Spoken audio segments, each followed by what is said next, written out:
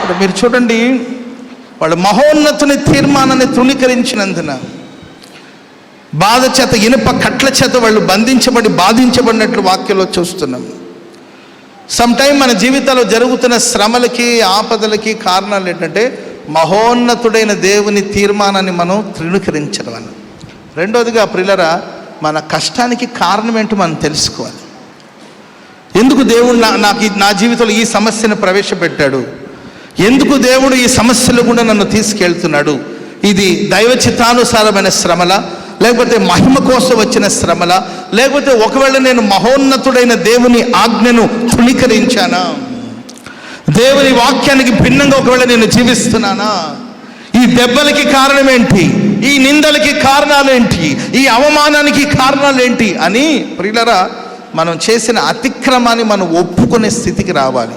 స్తోత్రం చెప్పడం గట్టిగా. మీరు చూడండి, చాలామంది వాళ్ళు చేసిన తప్పులు ఎవరో ఒకరి మీద రుద్దడం తెలుసుకున్నారు తప్ప మన తప్పుల్ని మనం ఒప్పుకోవాలంటే దానికి ధైర్యం కావాలి. ఆమె చెప్పండి గట్టిగా. ధైర్యం అంటే పెద్ద సాహస వీరుడు అని చెప్పుకుంటే సరిపోలే.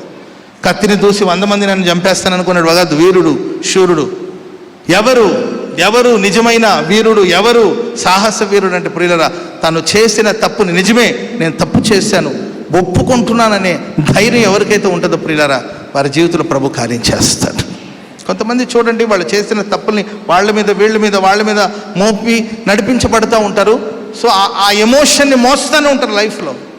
ఆ బాధ వాళ్ళని పట్టి పీడిస్తూనే ఉంటుంది. నీవు కూర్చొన్నా, నిలబడ్డా, పడుకున్నా ఆ సమస్య నేను వేధిస్తాను, నువ్వు తప్పు చేసావు అని నేను మనస్సాక్షిని నొప్పిస్తూనే ఉంటుంది. కాబట్టి ప్రియుల, ఒకే క్షణం నీవు ఆ సమస్యని 6 నిమిషాల్లో పోగొట్టుకోవచ్చు, లేదా 6 సంవత్సరాలు నీవు ఆ సమస్యలు మోసుకొని